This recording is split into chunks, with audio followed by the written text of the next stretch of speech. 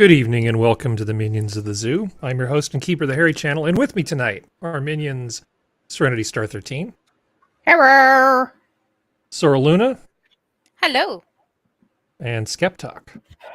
Hi, everybody. Skep's leaning into the Thanksgiving holiday. Yeah, I just want everybody to know how much it means to me. I'm a little creeped out by how that moon's looking at that turkey butt, though. Yeah. I think the moon's just hungry. It's looking like that ass right there. That's what it's got that look of. Moon's Well, looking you at a know, drumstick. since it is a moon, and that is a fairly large planet, it's probably tidally locked. It can't look away. It literally can't, because that's physics. Are you really? Physics joke, yes! Physics for the win. You know, when I'm your inordinately first pleased joke with is myself right now. when your first joke of a whole stream is about title locking. Yeah. You're a nerd, Harry. That makes me happy too. You're a nerd. Well, later we'll have a space thing. Whoa. I'm never really sure what is going to interest people, because I know that my interests are a little weird. So trying to figure out what overlaps in the Venn diagram between things I care about and that people want to hear about is very, very hard sometimes. But I think I've found an intersection that ought to maybe work a little bit. But that's for the end of the show. So, Skep, how was your day? Or basically, how have you been since Tuesday? Oh man, it's been life has been good. It's with school getting cranked up again and changes in routine, and plus it's gotten cold down here. I can't. Yeah, I don't know how to convert the Fahrenheit into the degrees the Canadians will understand, but I mean, it got down to like 60 degrees here. Let's see. Like 2 nights in a row. 60 degrees. Oh my god, that's like 15 and a half Celsius. That's warm. Yeah. If you live up north, if you do the calculus on it to figure it out, it's actually quite warm. But 60 sounds very cold. It's not warm when you're not used to it. Yeah, it's not warm when you're not used to it. Yeah. Yeah, that's the thing. When I lived in Spokane, I used to go out and run 10 miles and in like 0 degrees or 5-degree weather. I was accustomed to that. Mm-hmm. I mean, if you got the right gear, you can go out in anything really. But that 20 years, God, more than that. Is it really 43 years of living here? 43 years living here. I have just completely reversed. And I used to be, I'm a winter sports guy. I'm a skater, hockey player, snow skier, all that stuff. Was that all that growing up, and then I moved to Texas, and then I completely got reacclimated. But how did you? Enough about the weather.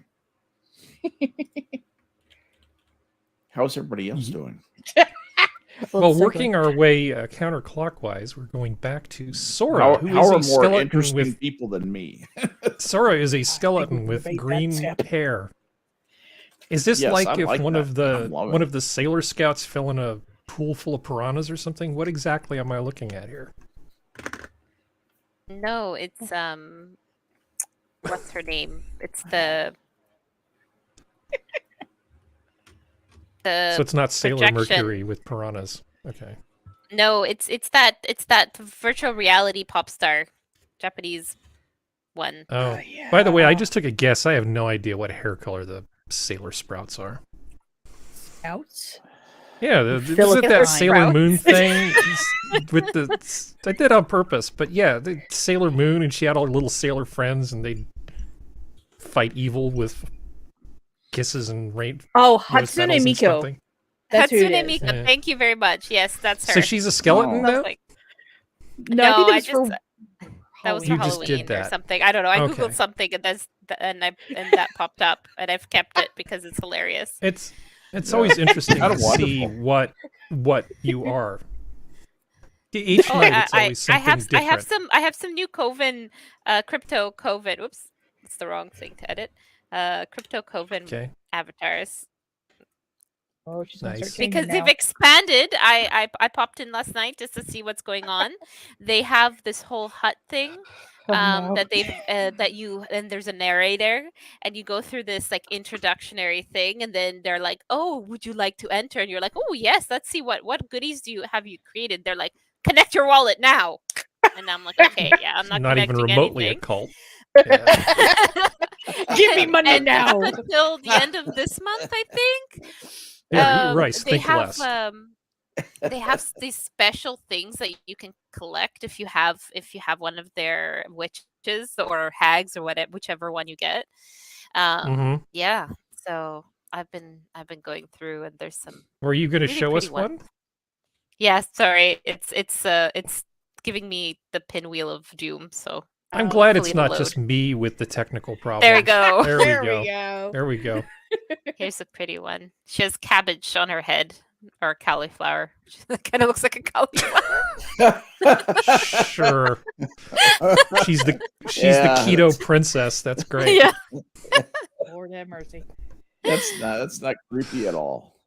No, I love the art. So this was my favorite story of the past little while. Is this Coven crypto, and it's good. It got better.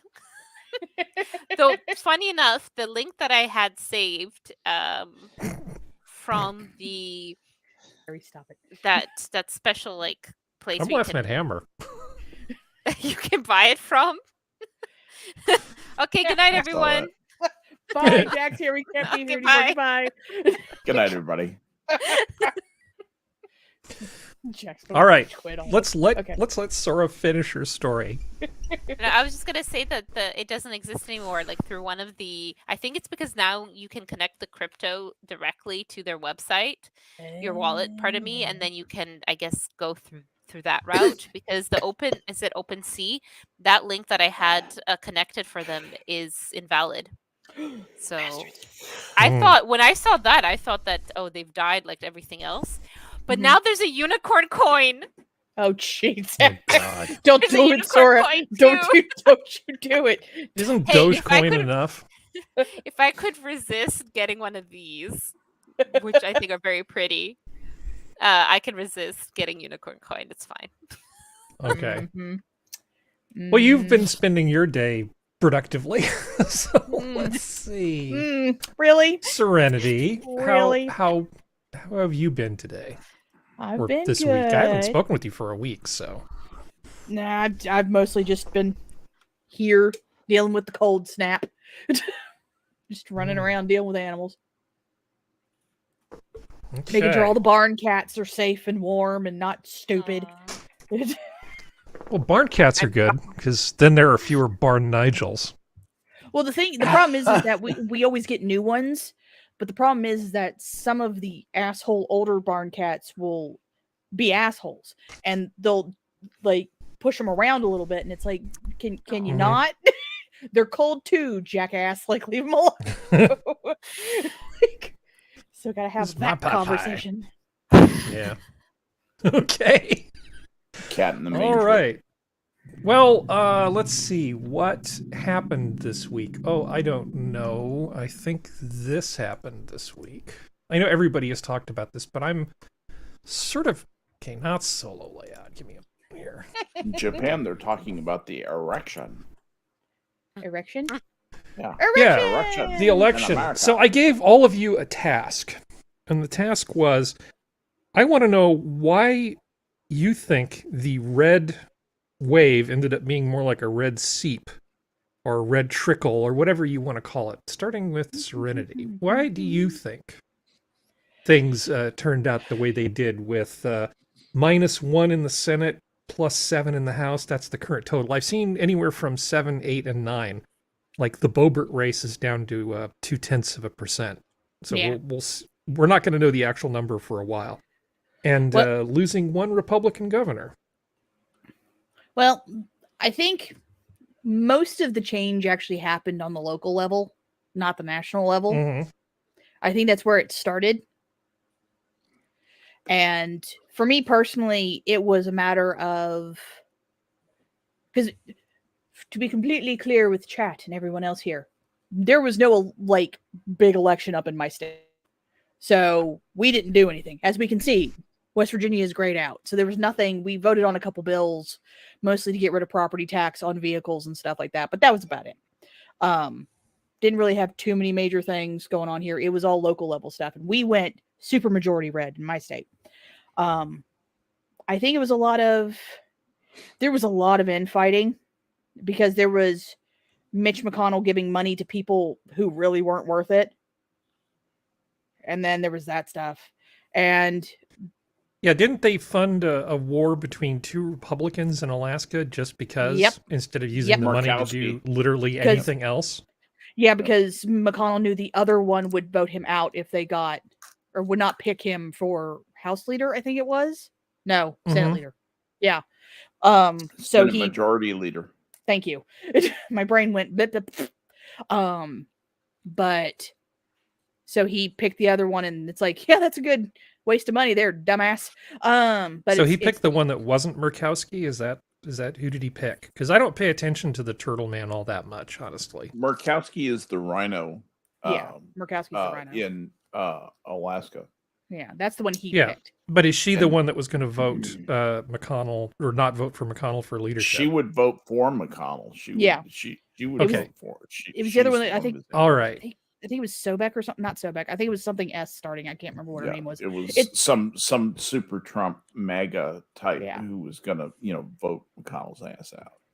Well, and that's kind of, and that infighting, and now a bunch of other shit going on. But it's like there was the fact that a lot of debates weren't held until after the like mail-in ballot stuff had already been posted, like what they pulled in Pennsylvania, where they were like, oh no, we're going to wait until the mail-in ballots are in and people can't change their vote, or people will be too lazy to change their vote.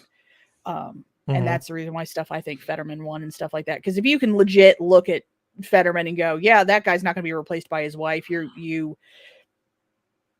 a certain kind of special. But I think a lot of the really big red wave happened on the local level, from like mayors, local state legislatives, and stuff like that. I think that's where the red wave happened, but people don't want to look at that because I think some people have a tendency to forget that we're not built like other countries where it's top down. Like our local governments can do a lot to stop a lot of shit. Yeah, but we can only I don't know how many more $1.5 trillion inflation busting bills we can survive. But we at least so local's good, but yeah, when we get to that, when the handing over of the House finally happens, it's going to make it harder for them to pull that shit. So this is going to be, to me personally, and then I'll shut up. This next 2 years will be the defining factor of whether or not there will be an actual red wave next time there's a president up. Because I think that's when it has the chance of happening.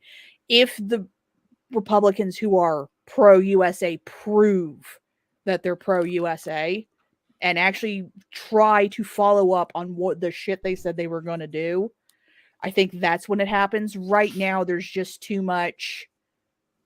We don't know if you're actually going to do what you say you're going to do on both sides. Yeah. So it's like easier just to vote how I've always voted. I honestly, I know some people keep saying Roe v. Wade had a bigger effect than it had a big effect. I don't fully believe that because exit polls can be a little So I don't know how much I actually believe that. And it was just people giving a bullshit excuse because they wanted to have an excuse to be able to vote Democrat. Because even I think some of them recognize that they need to give someone else a chance. But yeah, that's my stance. Well, I'm withholding my opinion because it'll suck all the oxygen out of the room, and I want to give everybody else a chance to talk first. So, Sora, I know you're not a U.S. citizen, but if you prefer to just pretend we're talking about why Trudeau is still your prime minister, why is it that people are sticking with what clearly doesn't work? Do you have any thoughts on that?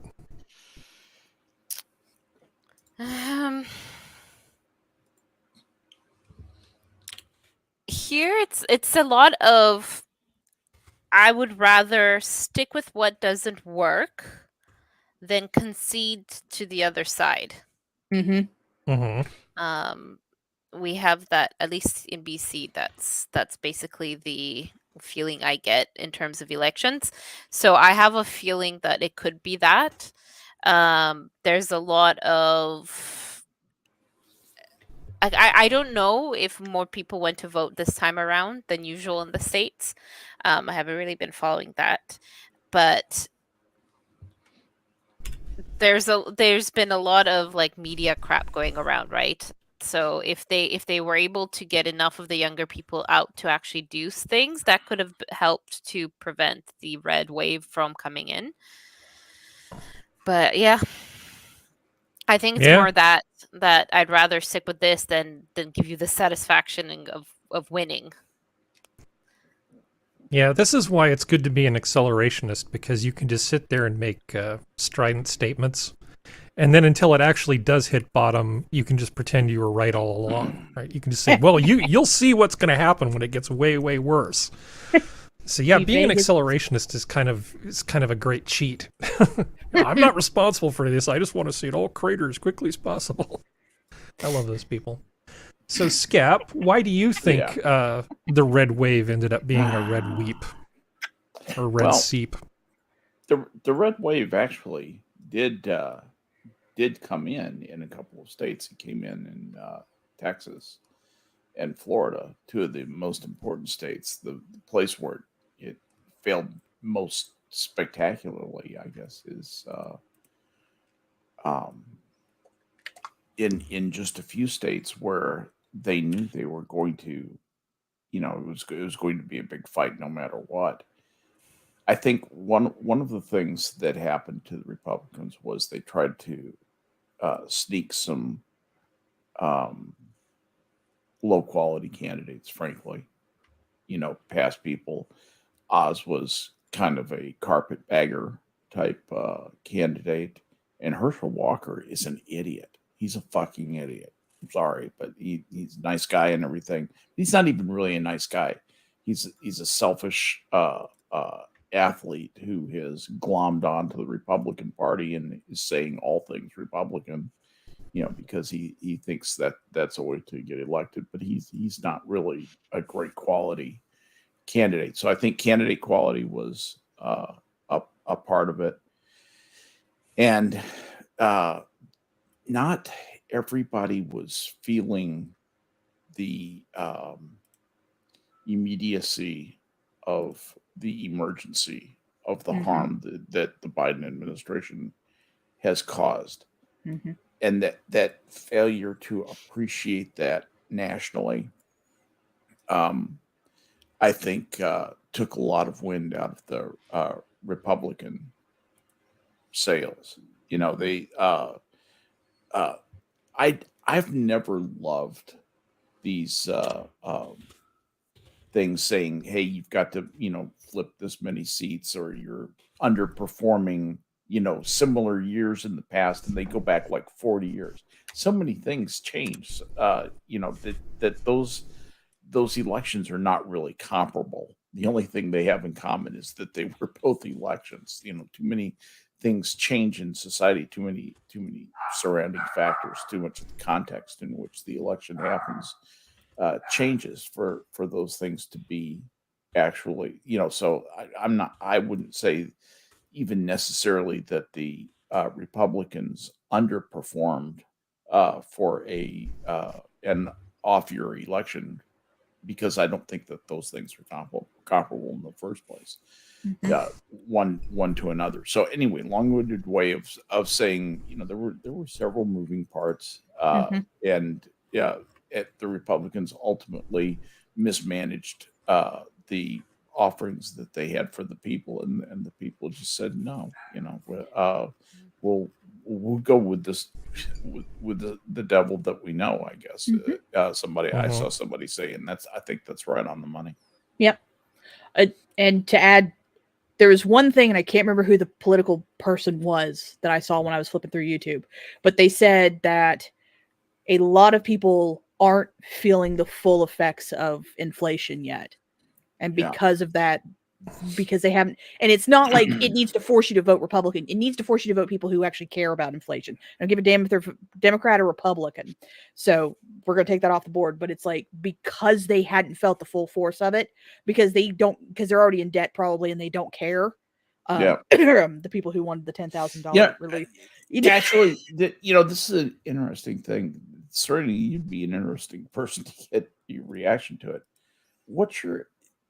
Do you get a strange feeling that the Democrats think they can actually get away with practically anything now that they've done the Biden thing? That was like an evil experiment that it turns out the experiment was a horrifying success. And now it's going to be government by cipher, where our elected officials are just ciphers for a mysterious organization that manipulates their votes in back. I'm feeling like that's coming true. I feel it's the like Pendergrass machine. Sorry. I feel like it's very good. Yeah. I feel, at least my gut feeling, and it could be wrong. I haven't, so far the gut hasn't been too wrong for me, but I feel like this is more like Frankenstein's monster. Mm-hmm. They've made a monster and they don't quite realize that monster is going to come back and kill them. Mm.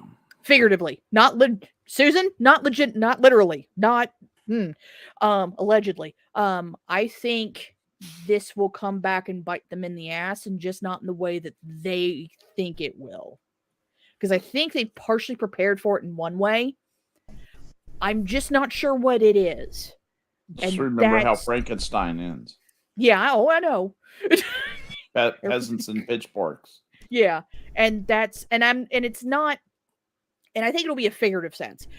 I'm not Tim Pool. I don't think we're going into civil war. I don't think it's going to be that. I still don't think it's going to be that kind of civil war. I think it's going to be a cold civil war, because look at all that red. I think there's going to be more Democrats who are moderate, who start to possibly side a little bit more with some of the Republicans, vice versa. I think we're going to see some people start to dance a party line. Alan Manchin, let's just hope they're not that stupid to do what he did. He regrets it now. Dumb fuck. But I think a lot of people don't quite realize the thing they've started they can't stop, and it hasn't hit them yet. And I have when that happens, I think that'll be interesting. Hopefully no one who's innocent gets hurt, but I have some data here. So here's state of California. Everybody loves the state of California and their voting. Woo! But I want to show you something which I think illustrates a point. So here's the governor's race. 60% to 40% roughly, right? Newsom to the Republican. So we go back and we look at that. Okay, so what about lieutenant governor? My gosh, it's nearly the same percentage. It's 58 to 41%. Okay. Secretary of State. My goodness, there's that same percentage coming up again. How is this even possible? Treasurer, same percentage. Okay. Attorney General, same percentage. I mean, it's, within a few percent either way. Insurance Commissioner, same percentage. Okay, I think you see the point I'm trying to make here. U.S. Senate, same percentage. When you see those kinds of numbers repeating over and over again, ticket voting. There's either either all of these people have the same relative value to the voters, or everybody is just exercising brand loyalty. It's like trying to decide whether they want to go for Coke or Pepsi. In my opinion, the gaslighting that's been going on from the media has been so incredibly effective that the Republican brand is now pure crap to many, many people. Roughly 60%.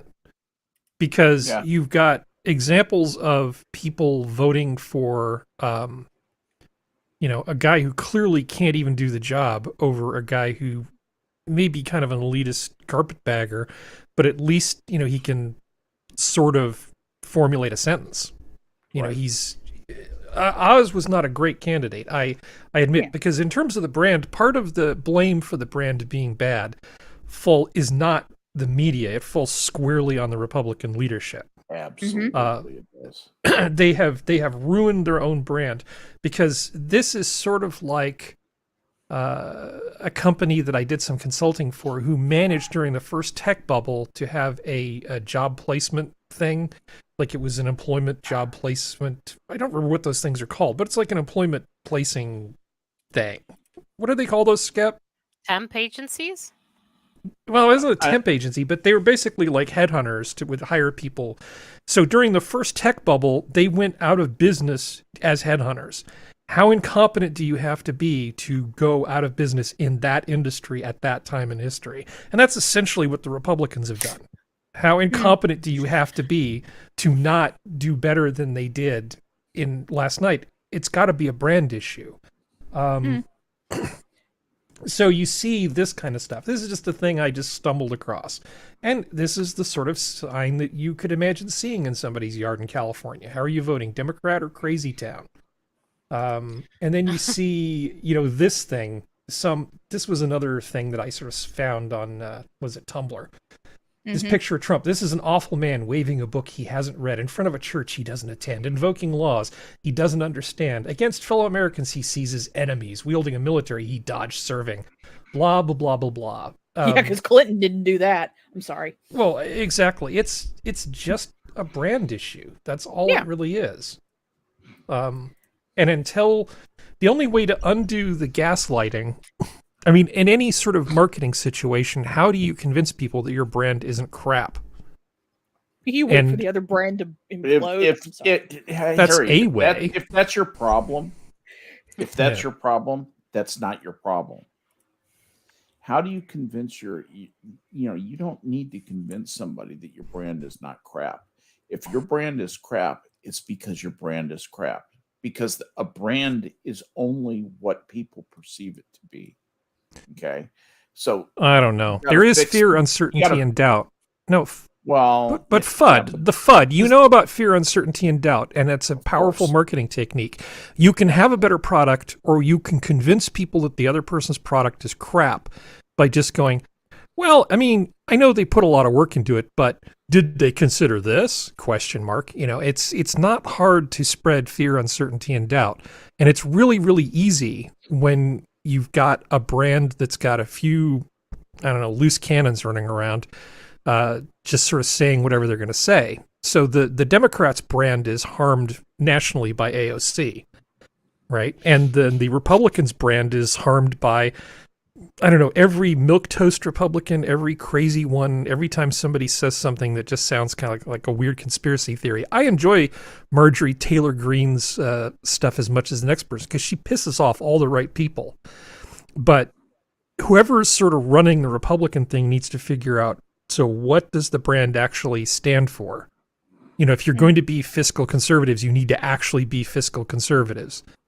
If you're going to be principled about things, you need to be really consistent about it. I don't know. It's consistent qualities. It's called leadership, and I don't feel like the Republicans have it. We don't. Nobody's really... They don't. They just have fossilized time servers who try and keep things arranged for their own personal power and privilege. What's the second in command called, right? What's his job title? The whip. What, the whip? Yeah. Yeah, you use the whip. You use the whip, and you use your own ethics committees to basically get the party in line. And you need to, like you're running a baseball team, you need to recruit better. Because you've asked me this question a bunch of times, Skep. Why is it that we don't have better candidates? Now, I'm not saying I would want to run for office, but if somebody from, the Republican Party came to me and said, look, your country needs you. This is all the support we can give. We'll help you with all the things that we need to help you with. It doesn't have to be me. It could be anybody. You could get a lot better people if you'd actually go to the right people and knock on the right doors. But you have to recruit, and you need to offer kind of like a whole package. So nobody feels like they're just going it alone. There's a way you can recruit top talent, and people will sacrifice if the calling is strong enough and made in the right way. Or maybe I'm just being naive. But I think the Republicans have done a terrible job of recruiting, and they should have had much better candidates. That's definitely part of it. Yep. Well, And this there's- squandering money on Murkowski is just insane. Go, Serenity. Well, there's also the problem of now, I'm going to use sticks and hammers phrasing. The astroturfing for DeSantis has now occurred because you have the Never Trumpers that are Klavan and Daily Wire. We're just going to say Daily Wire, who are now like, well, Trump just needs to not do anything because he's not worthwhile. DeSantis needs to run. And it's just,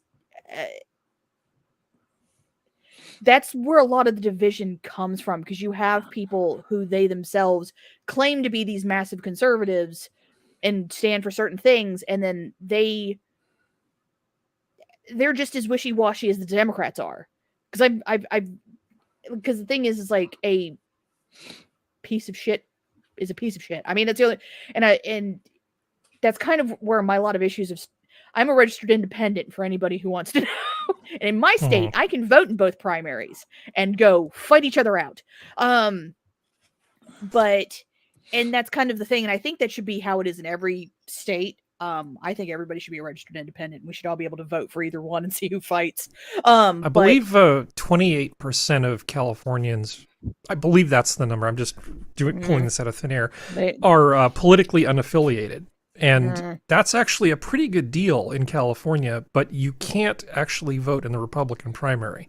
The Republican primary is closed if you are unaffiliated. So that means if you're not registered Republican, right? Right. It's basically closed. Republican, right? Okay. Right. But the Democrats will let unaffiliated people vote in their primary, and so that's. I mean, there's pros and cons to that sort of thing. Well, but it's still that whole thing of the division is coming from the fact that, do I agree with everything Trump says? No. But did I think he was bad? No, because we've had worse, as proven by what we have now.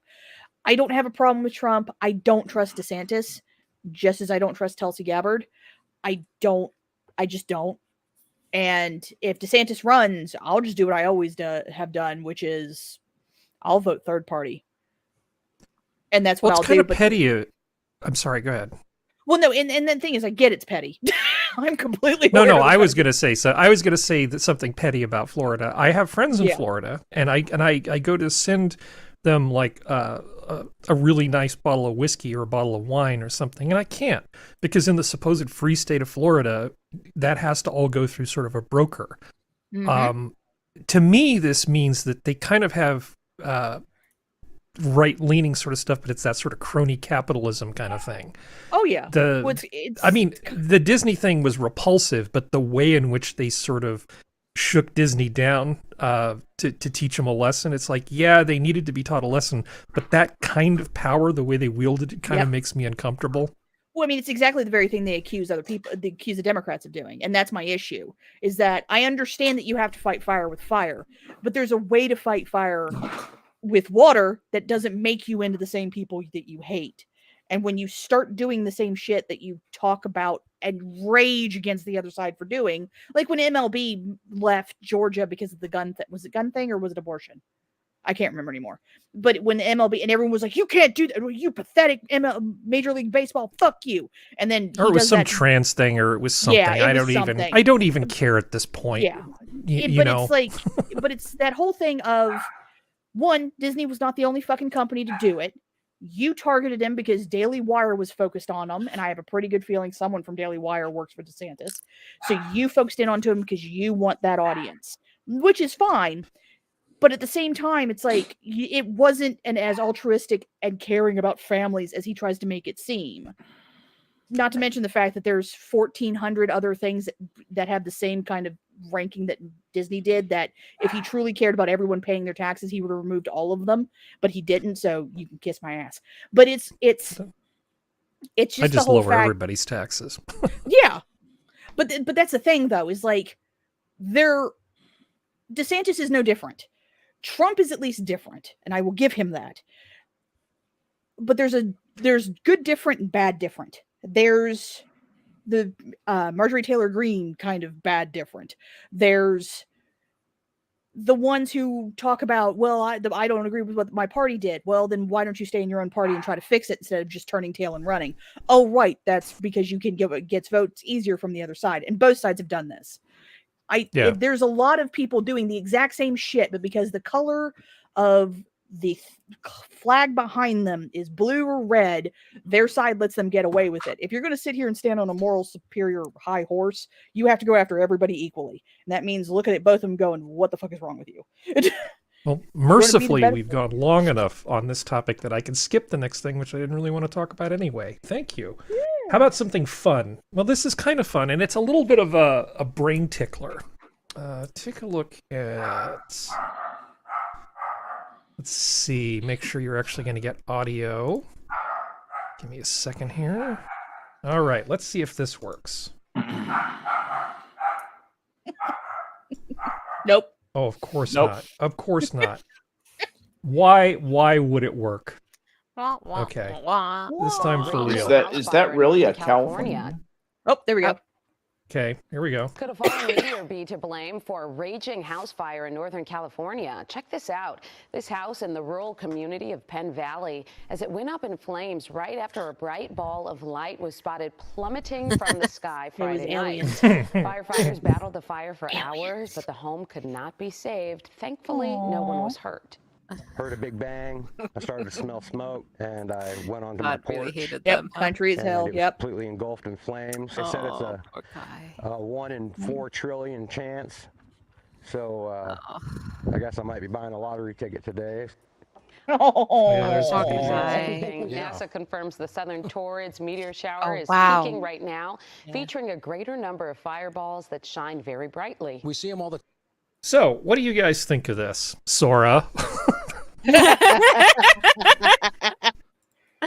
I hope they get to keep if there's any debris from space left, I hope they get to keep it so they can sell it. It's California. Do you think they found any debris from space? If there's any, probably not. There isn't. Aww. This story is amazing because I saw a bunch of people going, yeah, that's fantastic. Everybody was very excited about this story. It got very well received because I think it really psychologically hits a really itchy spot in a lot of people's brains. I mean, wouldn't this be a fantastic story if true? Imagine that he could go down to the watering hole, and when he'd meet like a new person, he could say, yeah, I'm that guy that his house got burned down by the meteor that came down, you know, the thing. He'll be talking about that forever. Has it been proven true or false, or is it just kind of because your tone made it seem like it had been proven There's false? a small, tiny problem with this, which is it's almost certainly bullshit. Now, Scott Manley did a little video called "No, a meteorite did not burn down this house," which he put up almost right after. Sitting here like X to doubt all over the place on this. So the meteor that's coming down, you know, so you have this meteorite going through the sky and it's joyously in flame, right? You know, we've got all of this stuff in the upper atmosphere. It absolutely does that, but at a certain point, what it becomes is a rock at terminal velocity as it gets closer and closer to the ground. And it's cooled off by the fact that it's got about 200 miles an hour worth of wind. Now, that rock certainly can come down and it can poke a hole in his deck. It might knock over the kerosene lantern in Mrs. O'Leary's barn. It might do that. But in terms of like a big flaming ball from space burning down this guy's house, nah. Sorry, dude. Yeah. Then what the fuck was it?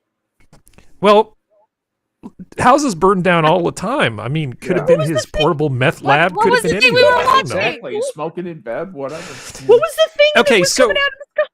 Yeah. when you see something like that, it's common for people to think, oh, it must just be over the next hill. But that thing's so high up in the atmosphere, it could be, you know, a bajillion miles away. You don't know what attitude that it's striking. Also, it's coming down. I think the actual location. So if you look at the arrow here, there are people that observe these things and take the data, you know, of the different sightings, and then go full on, let's find the flag at Shia LaBeouf's house on them, and then figure out where it was.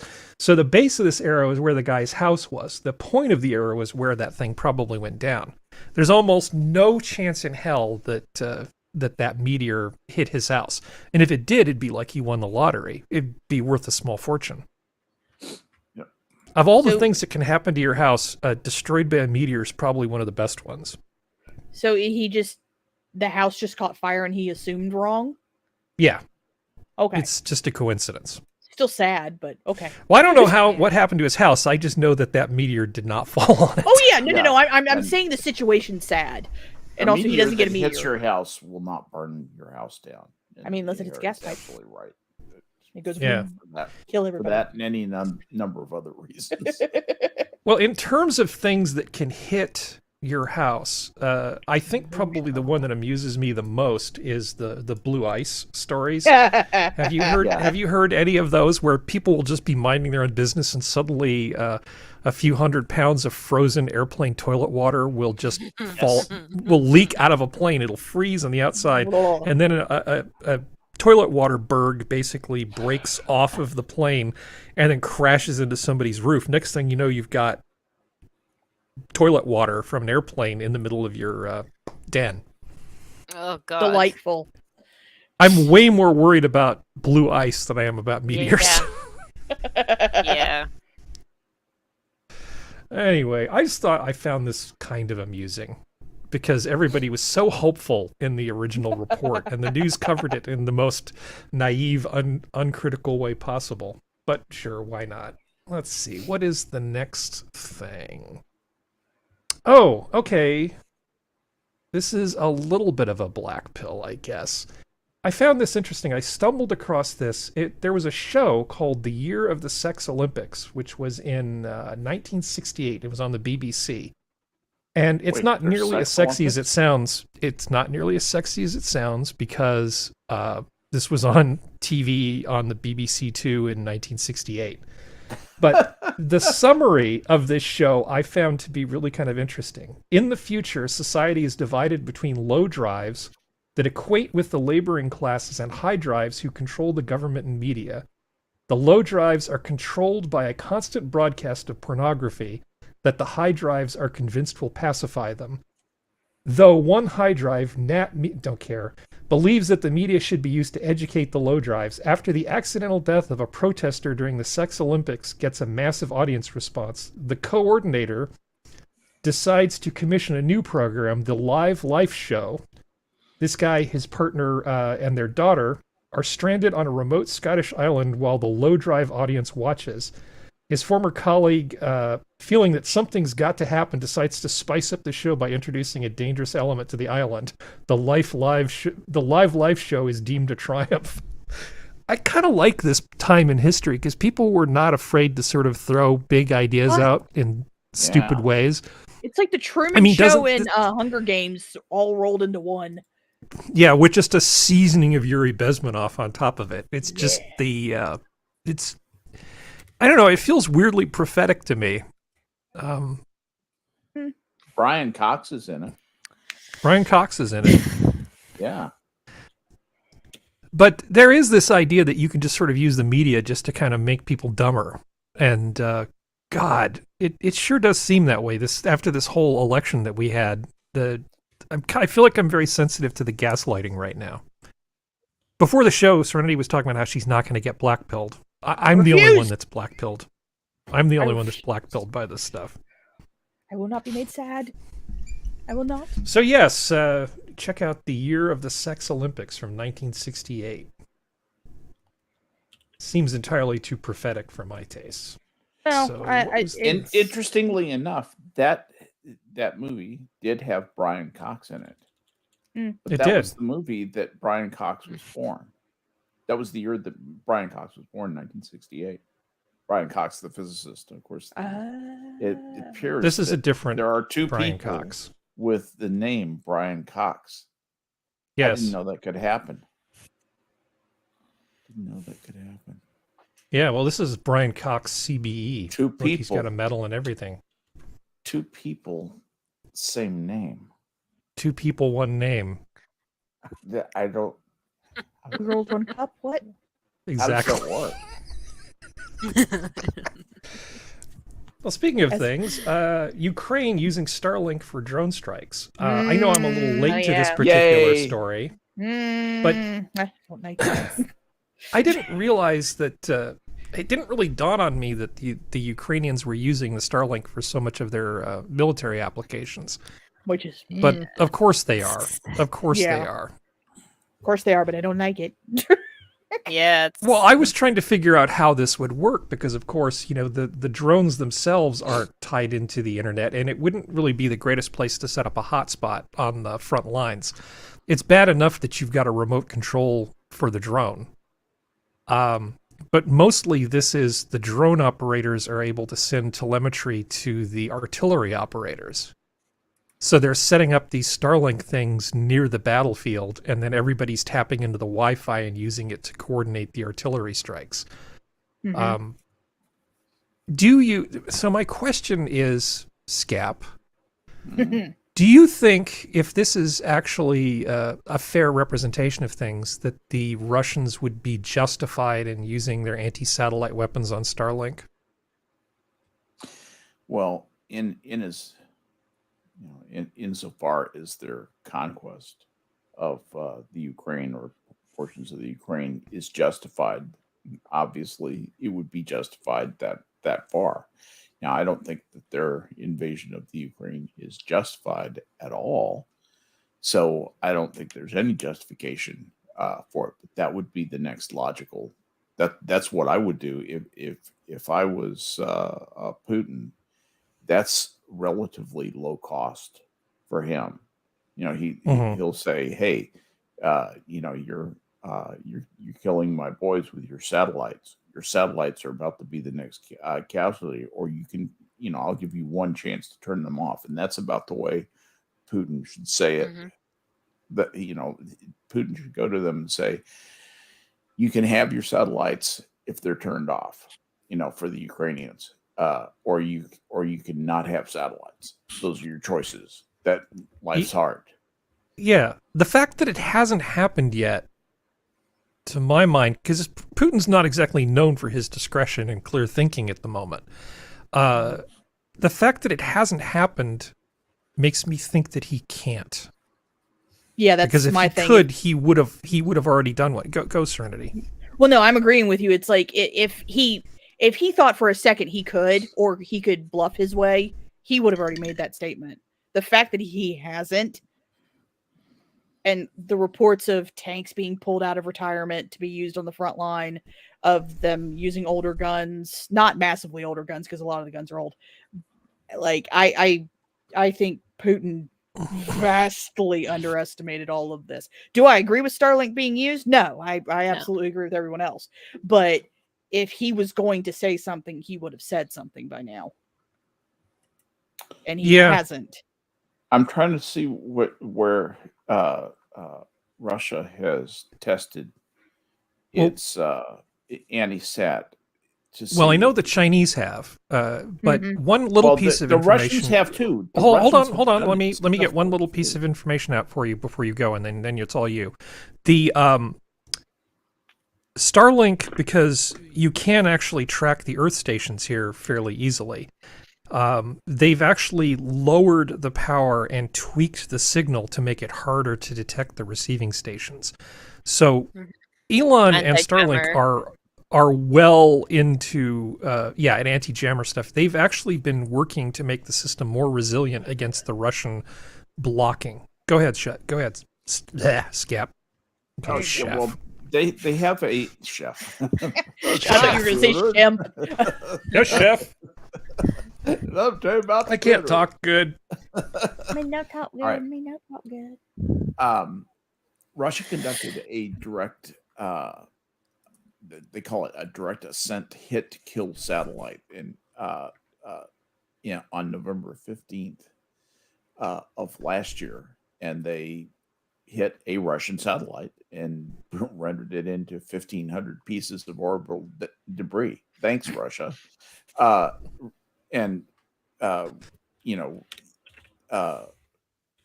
One of our generals in the army said that Russia is deploying capabilities to actively deny access to and use of space by the United States and its allies.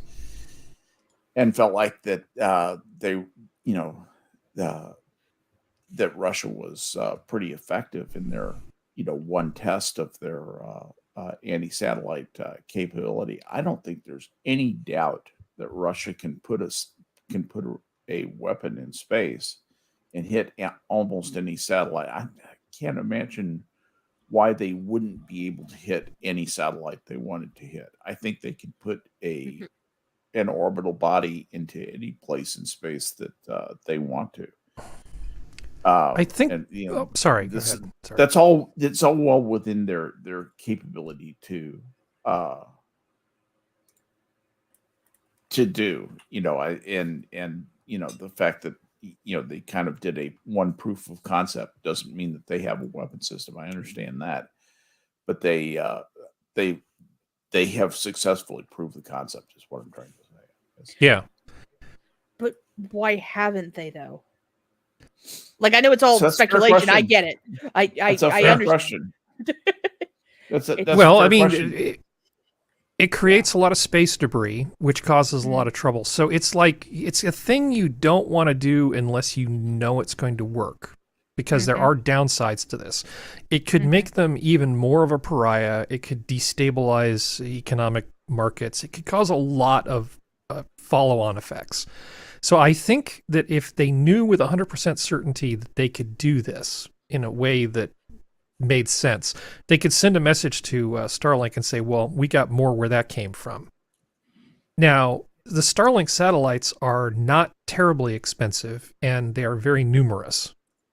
So all they could do is basically cause an economic drain on Starlink. They would have to have a lot of anti-satellite weapons to take out enough of these things to make a real dent. And I think that's either they don't have the working technology, which is, I think, the real reason, or they don't think they have enough of it that they can make a real impact. No pun intended.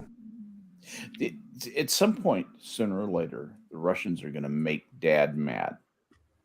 Dad is essentially everybody who's not Russia. And if Russia does something really irresponsible, like a tactical nuclear weapon or a satellite strike, or, you know, something that, you know, visibly, you know, obviously and visibly threatens to damage some important part of the infrastructure of Earth, you know, I think the big countries, you know, led by the United States, probably will go and chastise Russia in a way that will have probably the eastern part of Russia living, at least at first, as a protectorate of the UN, and the western part of Russia, or the far eastern part of Russia, essentially be reverting to wildness. You know, it's so vast you can't even, you know, if Russia's out of commission, there's nobody to manage Irkutsk and you know, that whole peninsula, that whole far eastern part of Russia. That's a you know, one of the things about Russia is if you break Russia, you take an important that's an important block against China's mischief. You know, we need a healthy Russia almost as much as we need a healthy China. Well, we need Oceania and East Asia. That's Oceania 1984. and East Asia. I can't Yes, remember. thank you. So let's talk about the feminists at MSNBC. MSNBC applauds sexist suggestion that Lauren Boebert could start an OnlyFans if she loses congressional seat. I don't know how much time we need to spend on this, but I'm just always amazed by how much projection there is. They say that everybody hates women, but they sure do act like they hate women. You know, it's Yes. The thing is, if Just- anybody said this about AOC, they would be piss and fire. Oh yeah. Yeah, how dare you? Yeah, that's sorry, Skep. Go ahead. It'd be interesting to see which one would make more money. But anyway, seriously. Bobert. No, bad Harry. That's Bobert. Fair question. Let the people decide. Yeah, absolutely. Oh my God. That's like, I disavow. Just go online and see how many search results come back for Lord Bobert feet versus AOC feet. Who was it who suggested who made the suggestion? Commentator Kurt Bardella was asked what job he envisioned Laura Boebert doing if she loses her bid for re-election to Congress. I guess it might be a game for OnlyFans, was his response, which was met with laughter from host Joy Reid. Oh, Joy Reid. Okay. Mm-hmm. Yeah. The intellectual heavyweight of MSNBC, Joy Reid. Well, now that what's her name is gone. Yeah. Yeah, I mean, in terms of people who are not named accurately, Joy Reid is that's one for the record books, because she is anything but joy. She doesn't spread joy. She doesn't create joy. I mean, she just seems to be kind of a miserable person who only enjoys the suffering of other people. I don't. Joy. You a bitch. Yeah. Yeah, she's terrible. Anyway, enough about these stupid people. Moving on. Let's see. What is next? Oh, yes. This is fun. Huh? Alex Jones ordered to pay $473 million more to Sandy Hook families. How will these people be made whole, Skep? I mean, seriously. Okay. I feel like... Okay, yeah, and then when you're done, I think right. Sora wants to say something. So, but you first, Skep. All right. Why 473 million more? Don't quote me the reasons why. It doesn't matter. But It doesn't matter. How will that make them $473 million better? What was the basis for the $1 billion in the first place? How did he harm them? How does the $1 billion or the $1.5 billion make them whole? That is why we have judgments in civil court, is to make people whole. There are other reasons too, but this is clearly punitive and is clearly outside any the realm of reasonability was left behind a long time ago. That's I'm apoplectic about this. This is complete bullshit. What do you think? Sure Serenity? is. I the fuck is he going to get the money from? No, this is to bankrupt him. This is. Oh, I know. Him socially, he's never going. They know that he can't get the money. He'll never come anywhere near this kind of money. Oh, This I know. is It's just to end him. Yeah, Because it's like, bankruptcy will not discharge this. well, the thing is like, okay, you think you end him. Alex Jones, I feel, is like a cockroach. I don't think he's going anywhere. No, this isn't going to end him. He's still going to be He's still going to be around. Like, you're not doing anything you think you're doing. Oh, it's just there's no rhyme or reason to this. It would. Yeah, and I believe Sora was trying to say something as well before. Yeah. Oh, that's right. Sora, get in here. Yes. Say something. So at this point, I'm sorry, and people have lost children, but your goodwill has been dried up. Yeah. Because it's all, and you've been played by the politicians and these Media. these people who took over the loss of your children to go after this guy. Mhm. Because that's what it is. They're like, finally we have a way to shut him up. And did he open his big idiot mouth to say something he really shouldn't have? Yes, but he had every right to say it. He was, it's just like, you can say something, but doesn't mean that it is a kind thing to say, right? But this is it goes beyond logic, what they're doing for him. Freedom of I speech agree. doesn't mean freedom of consequences. Well, this is beyond a consequence. There is no proportional justice here. There's no proportional anything that you're supposed to get, right? if you've done something wrong. Well, good luck, Sandy Hook families. This is what they've taken and twisted your tragedy, like you said that he has done. Well, he didn't do anything, but these guys have. Yep.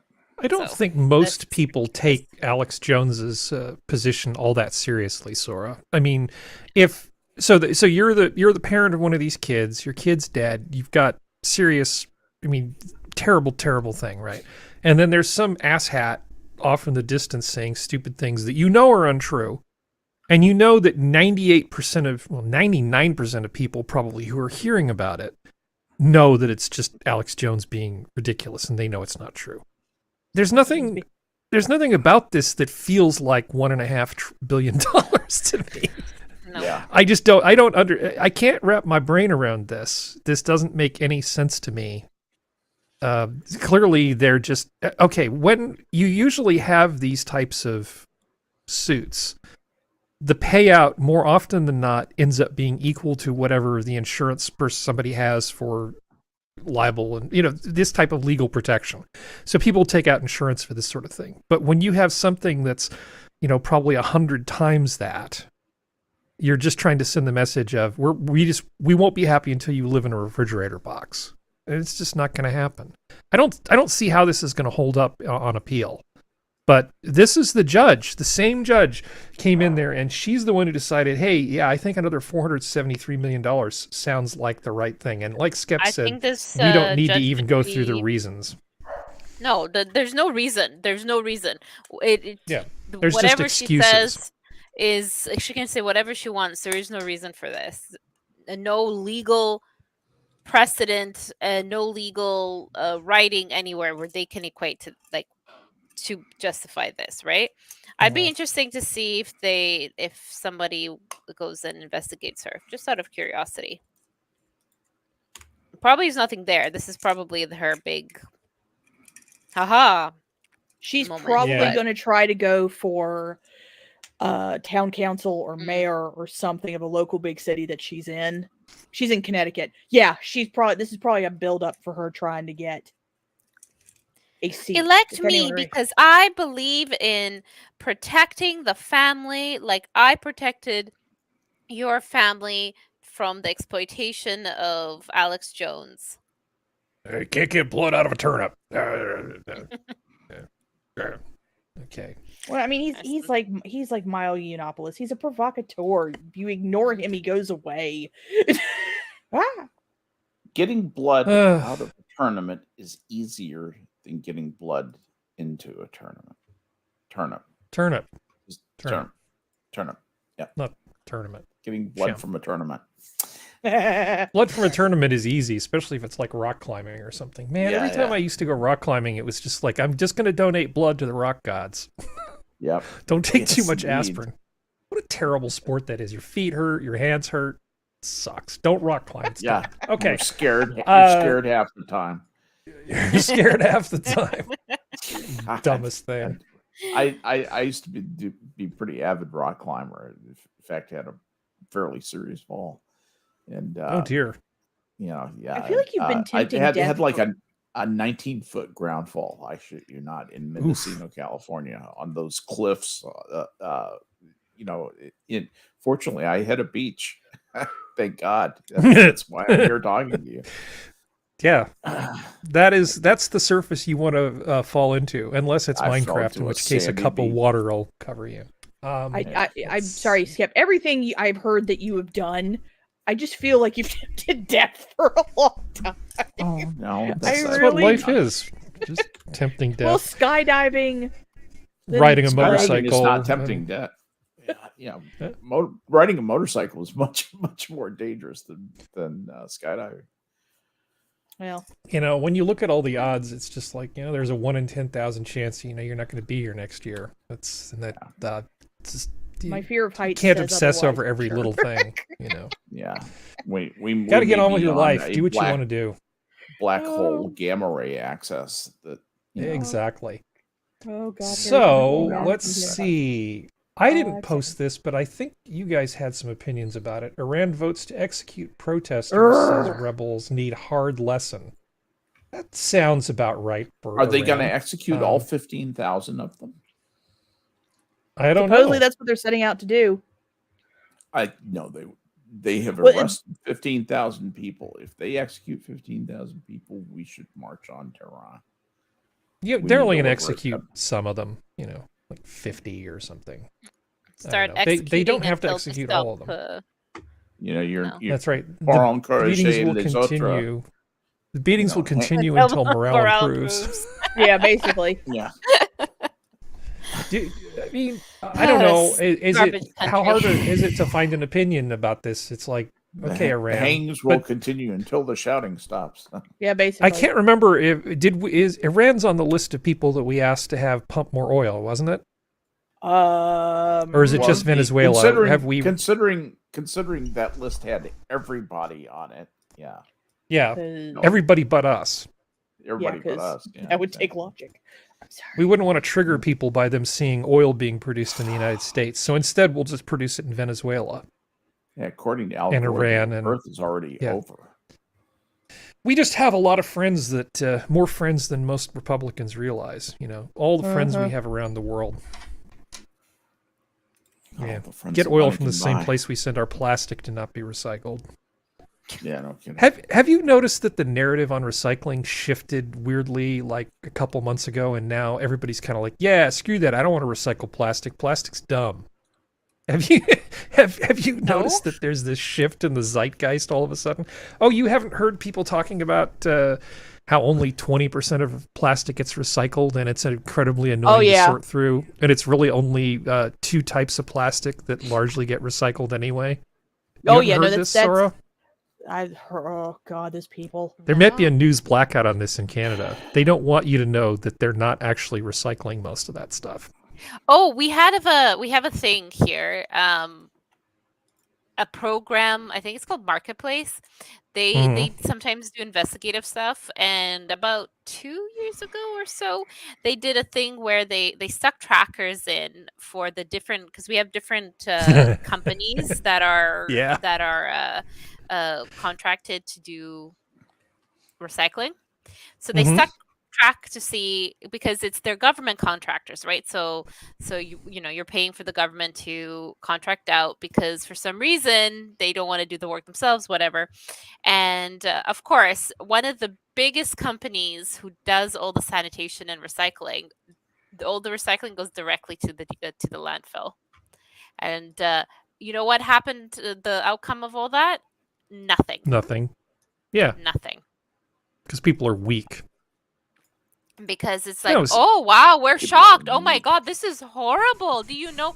So basically all you can do is you figure out if your certain municipality is engaging, say one company is called Recycle Corp or something, right? And then they find out that the tracker goes directly to the landfill and they do zero recycling. They just dump it in there. You have to petition your municipality and then all your neighbors and everything to say, hey, this is what's happening. We need to change it. That's never going to happen. They're not going to do anything because Recycle Corp is probably the cheapest company out there. And for good reason. Well, they'll still fine you. They'll still fine you. Oh, yeah, they'll still fine you if you put the wrong thing in the wrong bin. And they won't. They still won't take if you don't have the paper in the paper envelope thing, because instead of a bin there is this little like plastic bag that you put in your paper bags to recycle. If you don't put the paper in the plastic bag, they don't take it. So there, and then you're going to be stuck over and over again with recycling not being taken, but then they don't take the recycling to the recycling anyway. It's great. Those it's fantastic. bastards. Yeah, so Those that was a couple years ago, but I thought that was funny. I threw some plastic away today. Felt good. Felt really good. I feel bad. I couldn't do it. I've been recycling so long and cleaning things for so long that I just can't. They've got me. Because you don't have a drought. You know what we do in Texas sometimes? We get a big shoot the campfire. Oh no, that's so plastic. bad. And when I thought you just after we're done shooting it, target practice. We set it on fire and burn Nothing it. like seriously. No, that's what they honestly should do. The type 1 stuff recycles fine, like the big soda bottles, great. Recycle that. Type 2 stuff recycles fine. All the other crap, just burn it with all the other trash, turn it into power, it'll be fine. Well, Yeah. It'll be fine. Just turn it into electricity. A couple of the Northern Europeans. If you burn it hot enough, it will combust completely. Yep. There won't be any nasty byproducts. Just nice, clean CO2. That's food for plants. You might have to burn a lot of oil to get enough power to burn it at the heat you would need to burn it cleanly. But by God, you can get it done. Just get a couple of nuclear reactors going, get that fire hot enough, and be able to generate power with it. All right. Well, enough of that. How did we end up talking about recycling? Oh, I'm sure it's my fault. So here's another thing in sort of the ongoing war against people that are sort of on the margins. Dutch authorities bar entry to UK conspiracy theorist. So David Icke was going to go speak in Holland, and the Dutch said, no. Not only can you not come here, but because we're in the Schengen zone, now you can't go to any of the 25 countries in the EU. The Dutch government on Friday banned British conspiracy theorist David Icke from entering the Netherlands for 2 years. The ban also effectively bars Icke from entering any of the 25 European countries in the Schengen free movement zone. Officials in the Netherlands said he would disturb public order. Yeah, him talking about how the lizard people run things.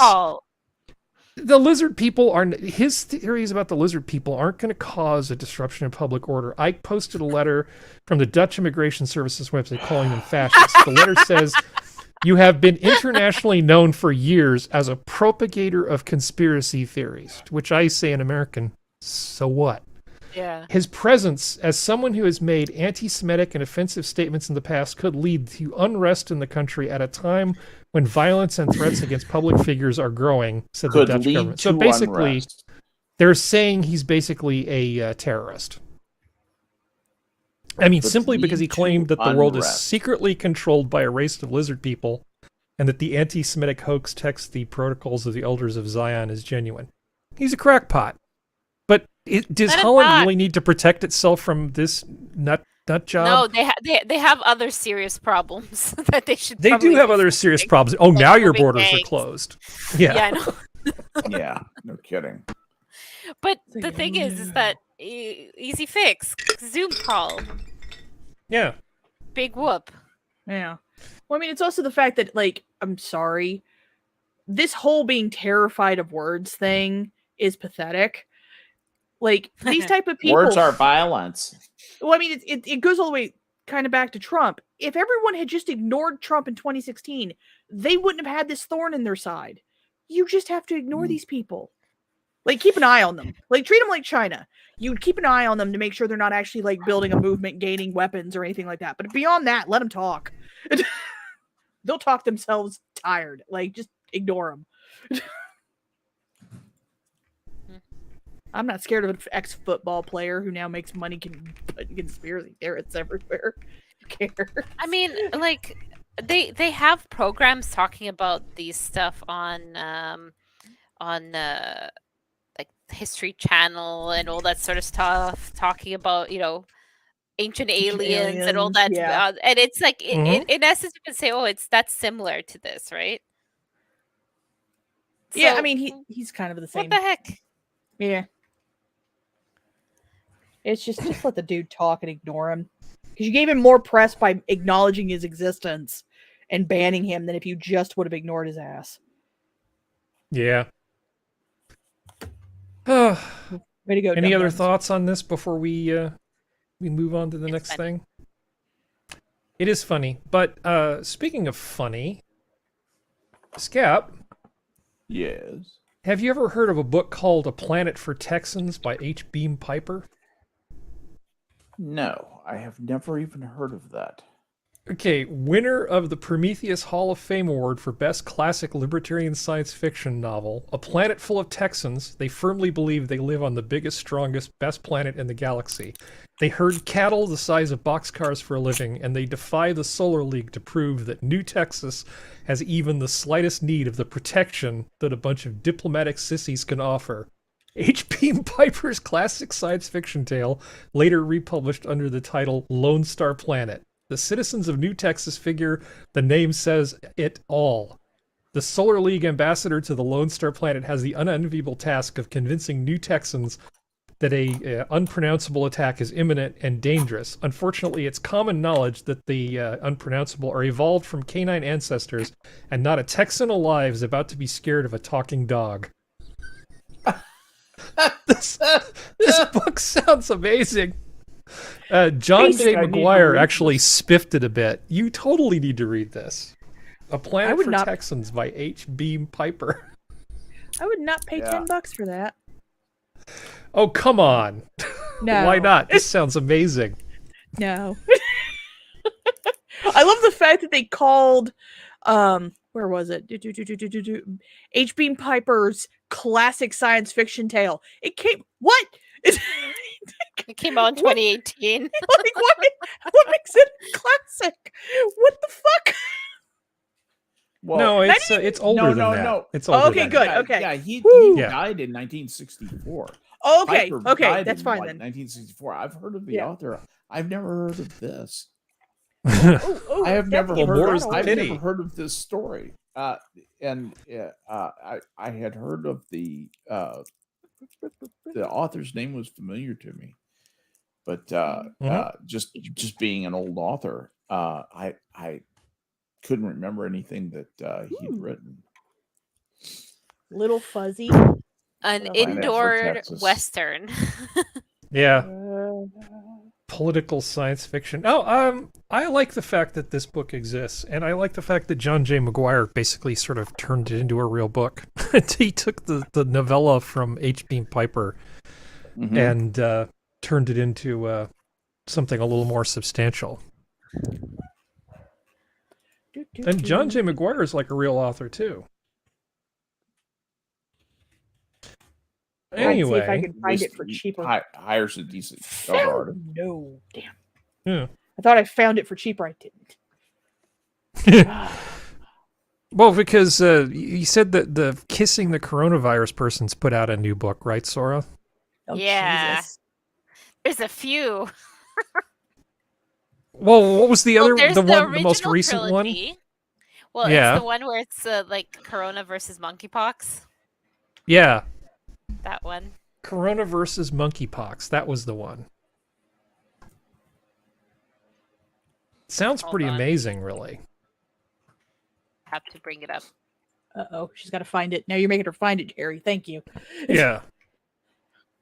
Well, we have to be accurate, right? We're reporting on serious things. We can't just give false information to everybody. Oh, we could. It's just not going to look good. Oh, it's Oh, this, wait, Harry. this Right. thing. That's Coronavirus the versus one. monkeypox. A sexual showdown. A sexual showdown. I'm glad that this is actually a comedic author and this is not something serious. I'm so glad. Well, she has Mating with the Mantis. There is the Great Dictator. Mhm. COVID clause is coming to town, which is all COVID Dr. Holly clause. Mistletoe wants for Christmas is an orgasm. Is that too much to ask? But Sometimes Santa's it been is. exposed to every coronavirus variant there is, and now he's mutated. But this longer description was it after a chance encounter at a nightclub with a beautiful green-skinned man. Little did Dr. Minjaz, I don't know that the monkeypox in her system would clash with the coronavirus in his, creating a devastating but sexy hybrid of Armageddon proportions. Coronapox.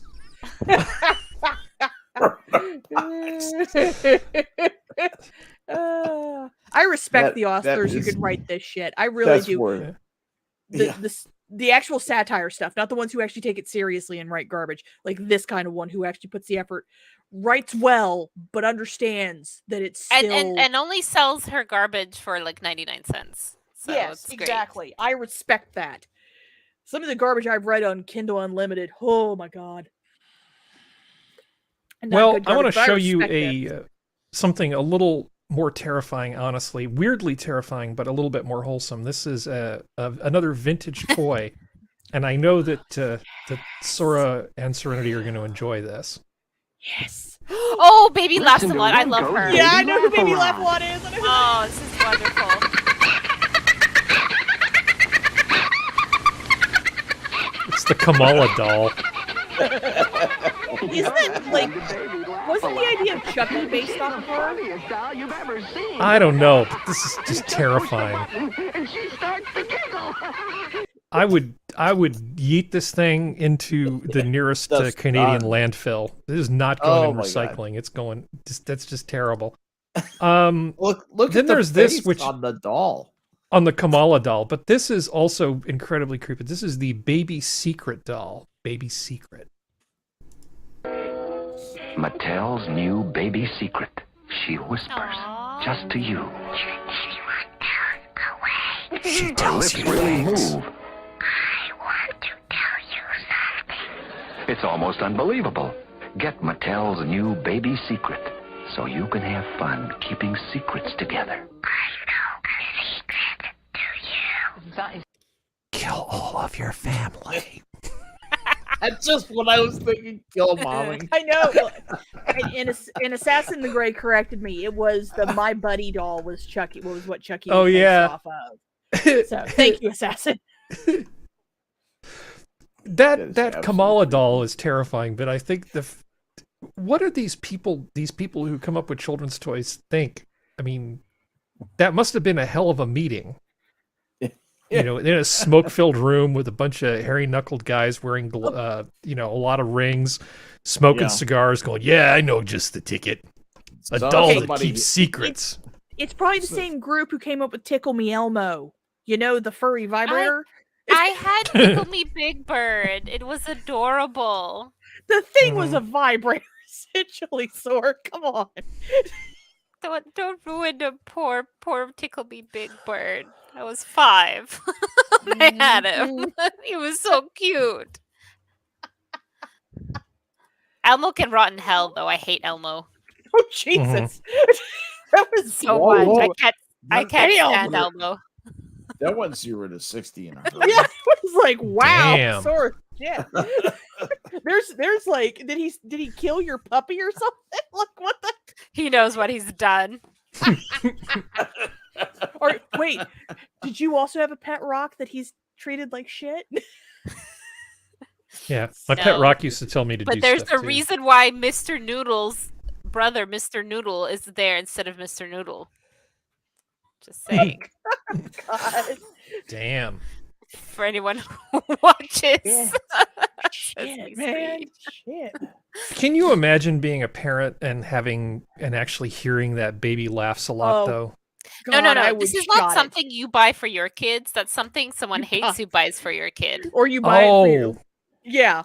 They're You buy it for an the enemy. yeah, you buy it for your enemy. Like this is the type of toy that you buy for people you hate, not the type of toy you buy for the people you love. like an You buy evil the- grandma who only gives out itchy wool sweaters. That would be awesome. you buy the quiet, well-made Montessori toys for the people you love. Mm-hmm. You buy the cheap, loud, ugly, insanity-inducing shit for the people you hate. Insanity Wow. inducing. Yeah. I'm sorry if I heard the giggling and the whispering at the same time. Something's dying. I'm pulling a shotgun out and things are getting shot in the head. And I don't care if there's certain unpleasant. points. Good job, baby laughs a lot. Well, Okay, this is a can story. before Sorry, go we go ahead. beyond, Yeah, can we no, put- please. this is one more toy. This is a recent thing. Oh, Like a no. recent Are toy. you going to share? Yes, it's in the private on the side here. Oh no, Okay, Sora, let's what did you see. find? What did you find? I have played with Alright. this in store. I've pressed all the buttons because I'm that person. Let's see. It's Let's learning go. you how Oh to. my god. Oh no. What's that? Flamingo. Oh God, Gotta I've seen go, it! Flamingo. Oh no! He talks. Holy so cow, hungry. Sora. Yeah. Sora. He eats. No. Oh, gotta go. Quick, the toilet. Then pour, Wow. feed, and poop again. It's gotta go flamingo. I mean, it is a metaphor for life. I mean, it's kind of like, You it's can like buy existence this in a now. It's in the microcosm. stores. Yeah. Wow. Yeah. That is, yeah. Okay. This is from Little Live Pets. Yeah, Little Live Pets also has another one that, like, if you, it's so dirty. If you stroke it, it'll grow. It's better. Like, there's Pregnant some hello.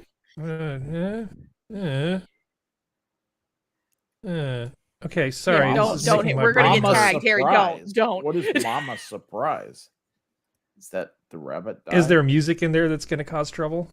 Okay, well, we're not going to do that because that would be wrong. Instead, we're going to talk about this. Beyond Meat reports wider than expected loss, falling revenue. What? Is anybody surprised by this? I mean, as Schadenfreude goes, this is pretty delicious Schadenfreude. I am stunned. Have they tried to revive demand by offering restaurants and grocery customers discounts? Nice segue, Skep. Nice segue. Jesus. Well, given that if you go to if I go to the restaurant supply place, which I was going to do today, but I ran out of time. If I get drop by, you can get ground meat of decent quality for less than $2 a pound. They're going to have to drop the price of this fake ground meat an awful lot before. I mean, how cheap would it have to be before you would eat something that doesn't taste as good? You know, you're replacing a $2 a pound product with what? Crap? Soy? I have a very bad reaction to a lot of the fake meats. So I can't, like, even if they dropped it to, like, it was like, we're going to go extreme, 50 cents a pound, I still wouldn't eat it. Are you going to pay me to eat it? Yeah, it's like, I don't want to be in pain for hours afterward because you've made my stomach feel like it's trying to kill itself. Like, it's not a good feeling. Like, I think I'm allergic to some chemical they use or something. I'm not sure. But, like... You're allergic to sadness is what you're allergic to. Well, yeah. Well, it also helps that we, like, we buy half a cow every year. So, it's one of those I'm used to actual, real, grass-fed, grass-finished meat. And I'm someone here who actually likes the Beyond Meat, but the problem with it is it's pea protein filled with fillers to make up the thing.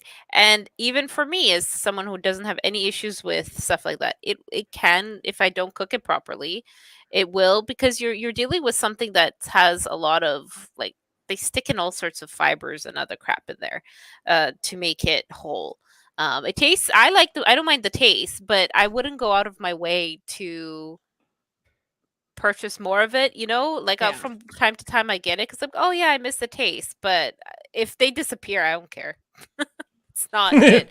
But it's I will say it can get you quite bloated. So I don't know if it's the amount of salt they use, the filler, or just pea protein in general, if that's what's causing indigestion problems. But it's too bad because stuff like this, like meat alternatives, could be a good thing to be invested in for places where getting fresh meat is very expensive. Yeah. That's what it should have been. Go ahead. I'm sorry. I thought you were done. Well, because it's easier to grow more fields of like a plant maybe than say to raise 50 extra cattle or something. I don't know.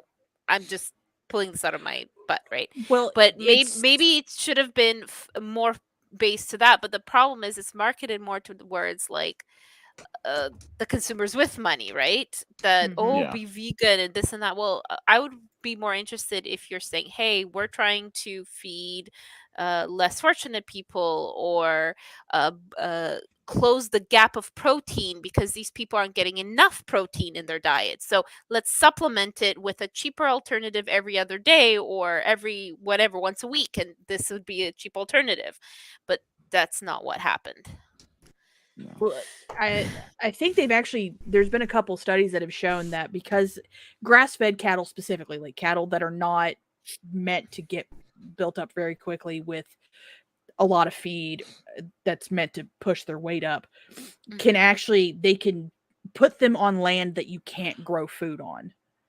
Like here in West Virginia, we don't have a lot of flat area. So it's actually in many cases a lot easier to have cattle because it's rocky, it's hilly, you got to go up the side of hills, everything like that. So it's easier just to let the cows kind of do their thing. So it's still more cost effective to do meat. I do agree with what you're saying. I wish that they would stop trying to placate the uber rich vegan people and would actually kind of try to help people who are maybe not able or have access to meat all the time, but they're never going to do that, sadly. And it's kind of shitty. Sorry, Sam. Well, when Sanguine finally gets his Mars mission, if I was in space, this wouldn't be so bad, unless, of course, I'm on planet Texas, and the stakes should be really good there. Oh, I was going to ask you about this. I think, Serenity, you said you've consumed the Thrilling Adventure Hour before, right? Yeah. Yeah, so doesn't this strike you as being kind of like Sparks, Nevada, Marshall on Mars? Like the hyper cattle? Doesn't it sound a little like Planet Texas? Oh yeah, it does. It's just I'm assuming that author did not intend it to be as comedic as Sparks, Nevada. Yeah, I think it's pretty funny. I kind of think Sparks, Nevada might be loosely inspired by that. Oh, I'm sure. Yeah. That thing. I wouldn't be surprised. Anyway, enough inside baseball there. I thought Steph was going to say something. Oh, go. Because I accidentally jumped after Sora. Sorry, that's usually my job to traffic control. Skep. I know, but I did a bad. Where is he? No, I'm right here. Okay. You were going to say something about Beyond Meat and how delicious it is? Yeah, but I forgot what I was going to say. So, I'm sorry. Okay. Move on. I'm sorry. Okay. Well, we can move on if we're done. All right. Oh yeah, Richard Head. Yeah, we bought a goat this year for eating purposes. It's amazing. Sorry, he was making a comment about sheep and goats. Goat is what the fifth most consumed type of meat in the world. We actually I found some recipes for how they prepare it in Korea, and they're pretty simple. And we've been doing it that way, and it's really good. Get a recipe. Get a recipe for cabrito. I will. The Mexican stew, goat stew. Ooh. It's delicious. It's I will hunt that down. Delicious. There's lots of good cabrito recipes. The just a side note while Harry jumps to something else. The one thing, and this is not a judgment of you, Sora, so I'm just going to say this now. The one thing we will not eat in this family, well, the two things are veal and lamb. I will eat mutton, but I will not, because I can't imagine the baby cow. But that's me. But I don't judge people who do, because you can do it and I can't, because my brain does not work that way. I wish it did, because I've heard veal's amazing, but I can't. No, that's fair. Goats are fun. They're hilarious. That goat is awesome. I love that goat. Yeah. I had not seen this. This is wonderful. I love how the old male is just kind of standing there like, oh, are you challenging me? Look how happy he is. Like, everybody Wee. My best friend's step grandma, I guess you could call her. She shows goats. Oh, that's awesome! I've been to a couple goat shows. Those are really cool. She has all sorts of fancy goats and stuff, and like she couldn't give a shit about the family. Like when she married into the family and stuff, and there was like the step adult children and step grandkids. Oh, that's nice, dude. That's nice. Now the most important family members going forward are my goats. Nice. And I could watch those goats forever. I mean, it's weirdly mesmerizing. Yeah, it is. I was just enjoying that thoroughly. Just watching them react to the back and forth of that ribbon. Yeah, 10 million views 8 years ago. Yeah, there is a breed of goat that when they're babies, they look like almost like Disney princesses. They're so like pristine and beautiful looking, and then when they get old, they look like the old like just haggard wizard, just nothing but. They're hilarious. I love goats. I like them. I love goats. They're delicious, but they're good to eat too. Yeah. No, they are delicious. All right. Well, this is kind of a heavy topic, and then we'll be done with the heavy stuff. NASA yes. views images, Heard about confirms discovery of shuttle Challenger artifact. That's a damn good So- shot, though, right there. Yeah, because the artifact was discovered by a TV documentary crew seeking the wreckage of a World War II era aircraft. Divers noticed a large human-made object covered partially by sand on the seafloor. The proximity to the Florida Space Coast, along with the item's modern construction and presence of 8-inch square tiles, led the documentary team to contact NASA. Okay, so they found part of the Challenger at the bottom of the ocean near Florida. And so the question is, well, what should they do about it? Should they obtain this thing and make it into a museum piece? This isn't like burying your dead. That was a pretty massive explosion. This isn't going after human remains. This is just finding part of a space shuttle and then using it for, I don't know, is this reverence for the dead? Is this, I'm not really sure what this is, but it feels weird to me.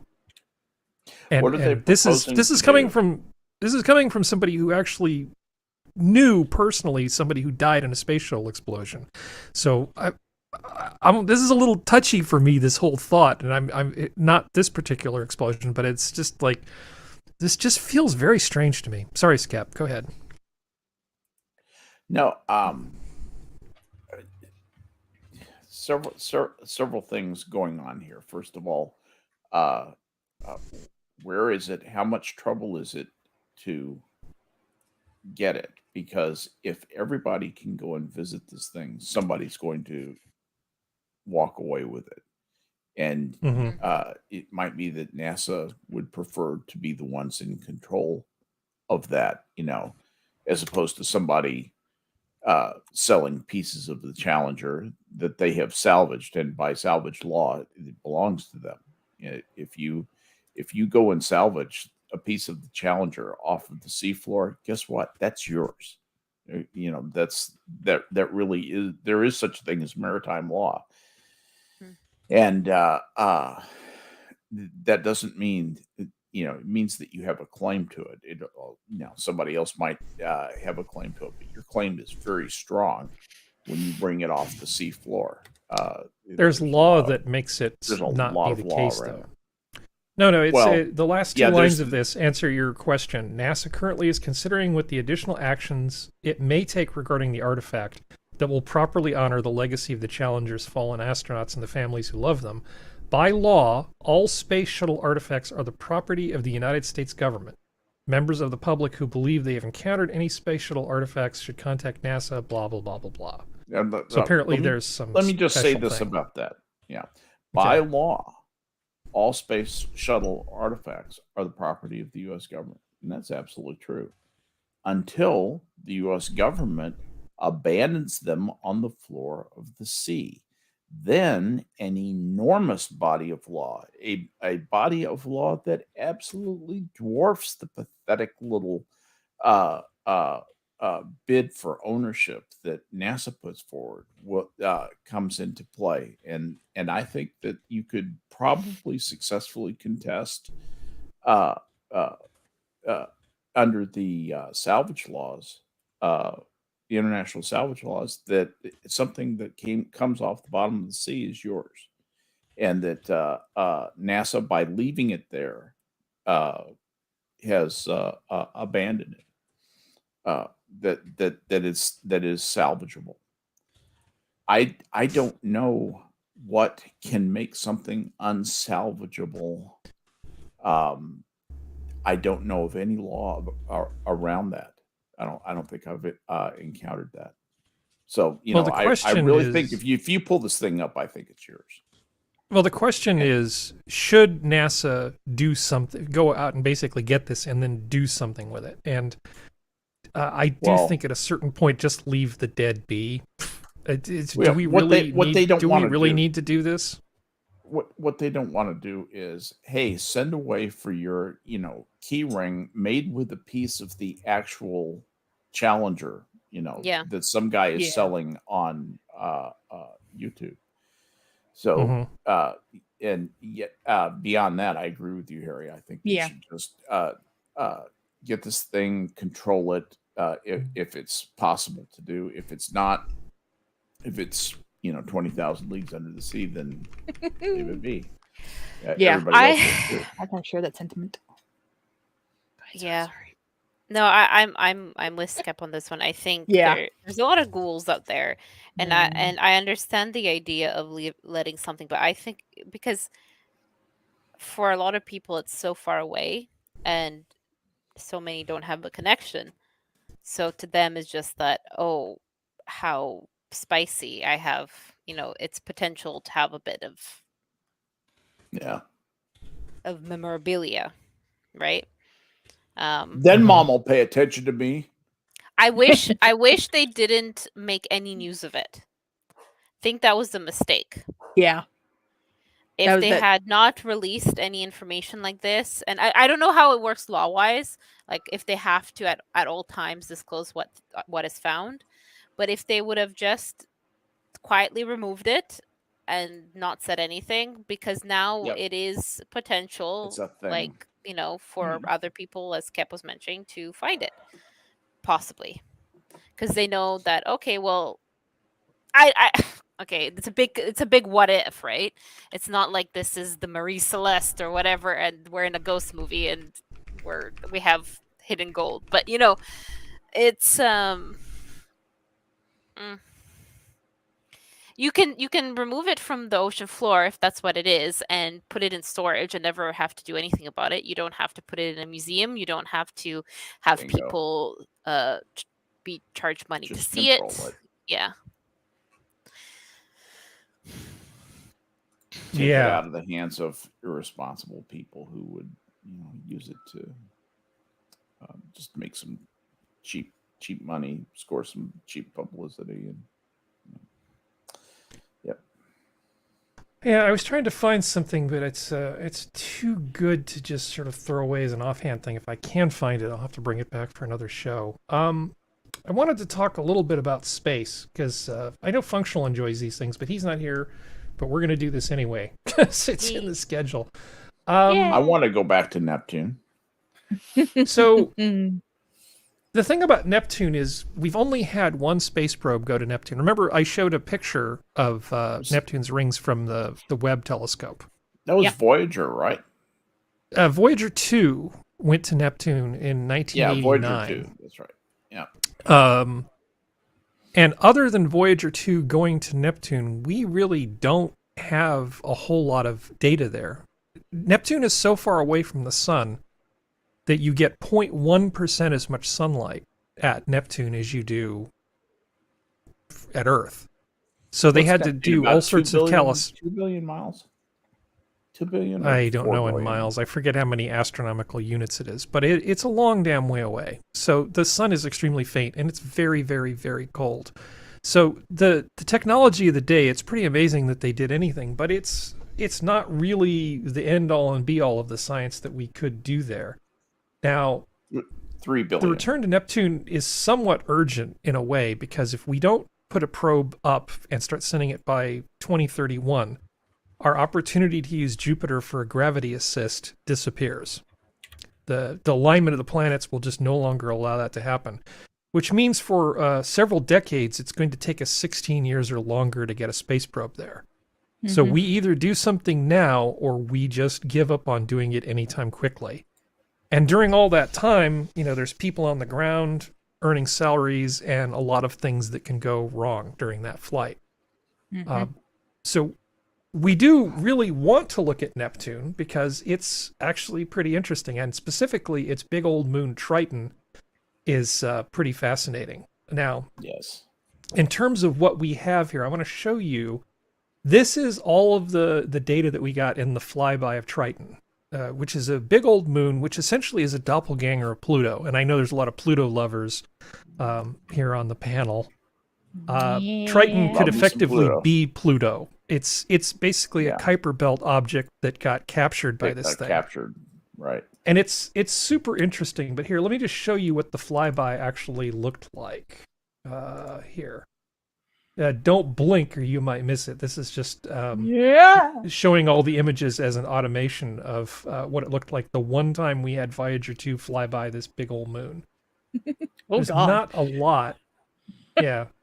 That one jump Getting to the side, it closer. was like, what happened? It's like an old timey You movie. think we have a lot of data. No, it's amazing that we even have this, but this is it. This is all we've got. Like I said, There it is. Take some pictures, and this is all great. This is what we've got, though, is this little bit, and then she's gone. Bye. Goodbye. And That's it. gone. That's love it, you, and that has bye-bye. been turned into this mosaic. Wow. That's what we've got. Let's We've- go we've back taken- today. We've taken all that data and we've got that. And you notice it doesn't show the whole thing. We've just got an image of half of this thing. This That might be. it's the thing about this particular object, Triton, this moon, is that it's big. It's a Kuiper Belt object, and it's one of these moons that has a big old icy ocean underneath the not water ice, but like nitrogen and methane ice underneath the crust, and it has geysers. So because of the orbit of this thing, it'll spend like 16 years with one pole in the sun and then 16 years with another pole in the sun, and you get like these geysers that come up, and all kinds of fun, cool science sort of happens. I was looking at what some of this science actually looks like. I wanted to bring up Ed Stone. We talked about him. He's the guy that retired just a few days ago and has basically been running the Voyager program like forever. Can you actually see this reasonably clearly? Yes, can. I'm going to go solo mode here because it's a little hard to read this PDF. You can see a little bit about the composition of these things here. So Jupiter, Saturn, Uranus. The temperatures at Uranus and Neptune are actually very similar, but the two planets are very dissimilar. One has all sorts of violent weather, the other one doesn't. One seems to conserve a lot of the heat that the thing generates from gravity. The other one just spews heat out into space. The fact that Uranus and Neptune are so different is actually kind of cool. But you can see that at you're talking about 50 degrees Kelvin. That's like 50 degrees. Neptune's roughly the same temperature. 50 degrees Kelvin is nothing. It's very, very cold. So you're looking at methane ice, nitrogen ice. It's super cold. Let's see, where is the Triton thing? Cool magnetic field, cool orbit, cool. Okay, Triton. One large moon also orbits Neptune. Triton, which was first seen shortly after Neptune was discovered. It's remarkable how much was already known even before the moon. It's just a point of light viewed from Earth. We knew that there was methane ice and possibly solid nitrogen on its surface. We knew that it orbited backwards around the planet. It's a retrograde orbit. No other large moon orbits backwards. They all orbit in the same direction as the planet rotates because they share the rotation of the disk the gas is formed out of. The cool thing about Triton is in about 2 billion years, because it's rotating close to Neptune and in the opposite direction, there's a drag that's essentially created on that. So it's slowing down because of its connection to Neptune, and it eventually will just get too close to the planet and break up. And because its orbit is not particularly uniform, it's not tidally locked, meaning it doesn't keep one face there. It kind of wobbles and gets deformed as it is. So there's a lot of stuff happening because it has this orbit as it orbits around Neptune. And so the poor thing is kind of being beaten up pretty badly. It would be really interesting to go back here and look at this thing. There's so much stuff that we could actually learn because it's like sending another mission to Pluto without having to spend all the extra money of sending a mission to Pluto. We haven't really had a chance to look at these. So what they want to do is actually put together a real first-class mission to look at this thing. And it's this guy right here. So there was a proposal to send a small mission to basically look at a couple icy moons, but it got kiboshed this year in favor of 2 missions to Venus, which are super interesting, of and in themselves. But there are a bunch of people that are saying that we should instead have like a like a big proper mission where we send like an orbiter and do the whole thing. They call it a flagship mission. So we would actually send a probe there with a bunch of nuclear power reactors to keep the thing running in the cold, dark of space. We would drop landers onto the moon. We would drop landers into Neptune. We would do the whole thing. I'm kind of hoping they actually do this because I think it would be really, really cool. Very interesting. Yeah. When I was just, a wee kid, they used to cover these things. Let me show you this. This is what space was like when I was younger. Hold on here. Gotta actually switch back to this thing. So this was from a TV show that was on WHYY TV, and it's called Neptune All Night. It was 6 hours of live coverage of data coming in from the probe. So you literally have, like, here's an image of Neptune coming in, and people would just, like, talk about this for, like, 6 hours. It was absolutely amazing. And they used to do this sort of stuff all the time. They would have these sort of shows for Pioneer and for Voyager and all this sort of stuff. I remember as a kid deciding I was not going to go to school when Pioneer 11 got to Saturn. And I just said, nope, not going to school. I'm just going to stay home. And I watched on like a 10-inch black and white TV with a homemade antenna, just sat there glued to this stuff. Shows like this were pretty darn amazing. And I like the fact that people would actually watch 6 hours of this in the middle of the night of just a show about space. I don't feel like people have the appetite for it anymore. Maybe I'm just being overly nostalgic, but this was so. This sounds familiar to you, Skep? Yeah. Yeah, this was so new for us, and now people are blasé about space. Plus, they've had TNG ruined space for everybody. I think, and I say that as a lover of TNG. I know, as a true enjoyer of it, but people say, space, I know what that's going to be like. It's going to be like that. And,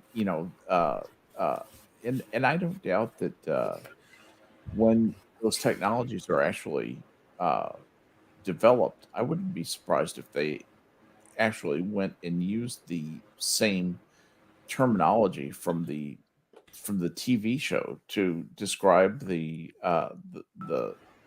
components of future space vessels that make them run. I think they'll call it warp drive, and I think they'll use a lot of the same terminology. Yeah. So I just thought it was amazingly cool. People got blasé about so people got blasé about space because they, in their minds, they treat TNG as that's kind of semi-real. That's it. It's if perception is reality, that's something they perceive, and something they perceive just as real as many other things they perceive. Most people perceive, an episode of TNG the way that they perceive Congress, with a similar air of, unreality or remove. It's something you can conceive of, something you can think what it would be like, and it becomes commonplace to us. That's really what has happened. Is space has become commonplace. It's kind of a shame in a way. Well, I know you've looked through a telescope, Skep, an amateur telescope. Have you, Sora or Serenity, ever looked? One of the three that I own. Yeah, have Serenity or Sora, have you ever looked through like a good quality amateur telescope? Mm-hmm. I was part of the astronomy club when I was in high school, and there's a high school nearby that actually has it's a very tiny one, but they have like one of the little like domes that has like the hardcore telescope that you can get for a high school. So yeah. So did you ever look at like a planet like Jupiter or Saturn through that scope? Oh yeah. And I even took a picture of the moon.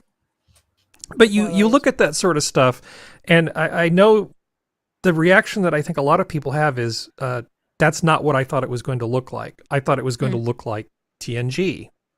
I think there's this expectation that the fact that you're getting your own photons into your own eyes and you're seeing it sort of live-ish, I think is kind of exciting, but they don't. I don't think people have the patience for being outside and being cold. I've been very, very, very cold on top of a mountain with a telescope before, just to see, just to get a little bit of a view of the Cassini division, which is that gap in the rings. Planets are really hard to look at, which is why that Webb telescope photo just completely blows me away.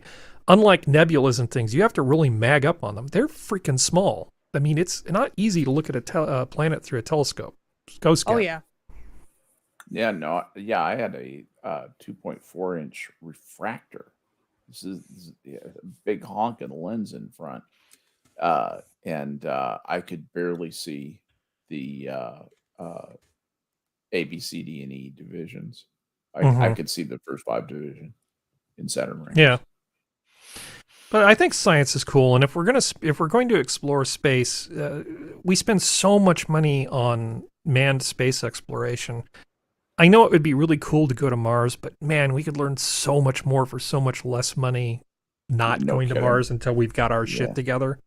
Trying to force that to happen sooner than it makes sense is going to just bankrupt us. It's going to be tragic. It's going to be tragic is what's going to happen. Because it's going to cost a lot of money and people are going to die. Is that what you mean? Yes, exactly. That's exactly right. We think, that's another thing. Well, going to Mars is going to be just like going to the moon. No, it won't. It's different in some important ways, not the least of which is duration. But also there were at least some rudimentary plan Bs for certain situations with the moon. With Mars, there's no plan B. There's no plan B. In a lot of areas, there is. It either has to succeed or you die. Yeah, I mean there's a lot we could learn from this, though. There's a lot we could learn from this particular mission. I mean, or there are people who would argue that we can just we should just focus all our attention to people on Earth. Yeah, what about giving more people money for not working? What about what about paying off people's student loans, and what about more food stamps, and what about giving a full ride to college to anybody whose kids snuck across the border? I don't know. I mean, what else could we do? High capacity money printing presses. Just get faster printers. Yeah. My only thing with the space stuff is that if the private sector wants to try to go for it. But I don't think government should be trying to go to Mars. I think government should be focusing on looking at everything. Well, there are some things the government can do just because of its sheer size. But yeah, I'm fine if some private company wants to go mine asteroids or something and they do it in a way that isn't likely to get us all killed. Knock yourself out. Like if Elon wants to go to Mars and he wants to do it on his own money, no governmental money involved, go for it, baby. Yeah. Bezos wants to do it, go for it. Boeing wants to do it, go for it. Just don't touch the government money. F off. You got plenty. Do it yourself. No kidding. No kidding. Yeah, that's going to be fine until somebody gets hurt. When somebody comes back from an asteroid with 100,000 pounds of gold, that's going to start changing things. Oh yeah. Here. When they come back with a cliffside of perfect diamond, or something even rarer. Or palladium or whatever. It's going to disrupt our commodities markets like crazy. It's going to be like how it is in The Expanse in the early histories when you read into the stuff. I don't think that's what's going to happen. I can tell you what I think is going to happen is not the more popular thing. I think people are going to go out and mine helium-3 and that type of stuff, because once we get fusion dealt with, there's going to be real money into going into space and gathering the right materials to make fusion work on Earth. Yeah. Once we get fusion. Yeah, well, I mean, you imagine you've got this incredibly valuable thing which weighs very little and takes up almost no space. That sounds like a thing worth going and getting in space. Trying to haul around a mountain made of diamond is like, oh God, really? Well, that sounds like work, and that sounds like expensive work. I was offering that up as a gross example. Yeah. My point is that you could introduce things back that would upset markets. Yeah. you know, and it wouldn't have to be a cliff side full of diamond. It could be, you know, one reasonably large cargo hold full of palladium. The international palladium market stops. Hey, as long as they figure out, hey, maybe we need to build a space station first and then do it instead of going, let's just tag on to it and just go. Then we're fine. That's my Yeah, I would like to see us go back to Neptune. I mean, Yeah. I am really glad that they're going to do the 2 Venus missions, and maybe I could talk about those because Those would be I great. think that the emphasis of the current administration, a lot of it has to do with climate. And if you want to learn more about climate, Venus is probably a much better place to look than That's great. Mhm. Great point. Triton. That's great point. But there are a handful of objects if you're interested in maybe finding life somewhere else. I mean, it's kind of academic. We know there's got to be life elsewhere in the universe. But finding it in our own solar system would be kind of a game-changing thing for most people. It's an idea that would mean a lot to kind of the psyche of Yes. man. It would. It would be, there are a handful of places in the solar system that we should be looking, and it's probably not Mars. We might find evidence that there used to be life there. But I think there's we a will possibility actually that there on could be some kind of really weird life here and on a couple of the other icy moons that have oceans underneath their Mars. crust. Yeah, Io. Yeah, some of those. Yeah. Yeah. What's that one? Well, isn't Io the one with all the sulfur volcanoes? Yeah, I'm not thinking of Io. What is the one that Celestis, Hephaestus? Yeah, I mean, the one Europa. that There's spews up the Europa is Yeah. one, but there's one that spews up all the geysers. I can't think of the name of it. I can't even keep track. There's so many Jovian satellites. Yeah, there Doesn't Jupiter have like a few million? I'm beginning to think. Yeah, I have a meme for that. I'll try to bring it for the next show. It's Saturn's moon Enceladus. Enceladus. Thank you. Enceladus. Thank you. That's what I was trying to think of. Well, My that old mission brain that- just wouldn't do it. Well, that mission that didn't get funded was actually going to stop and visit all of those moons and end at Triton. And then Neptune was basically just a bonus gift. But that was a much smaller mission. So that was, I think, what's called a discovery type mission. So they're kind of like with starships and Star Trek, you have different classes of missions. And Yeah. it has to do with largely with how long they last and how much they cost. So Yeah. this mission to Neptune would be a flagship mission. It's a That'd be big awesome. deal. It would be a That'd big be deal. It would be like they did with Galileo. Or not well, Galileo and Cassini. you were both flagship missions. Yeah. Yeah, the word I can't say because my dyslexia is kicking in. I don't know why. The Cassini spacecraft was Shemp. the one that Shemp. the Cassini spacecraft was the one who observed the water vapor plumes on the southern polar region of Saturn's moon. Word.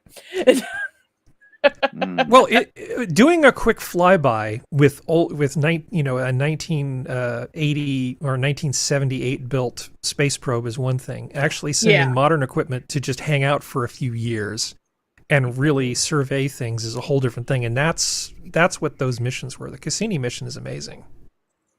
Oh yeah, But the small science, like the stuff that we did when we observed Pluto and then out into the Kuiper Belt, that was actually pretty cool too. It's amazing what you can do for not very many dollars if you scale the mission properly.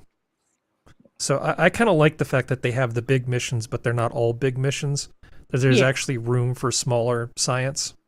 well, it's the thing of like big missions are good, smaller missions are good, but if you can take all the information and put it all together and they all work together, that's even better.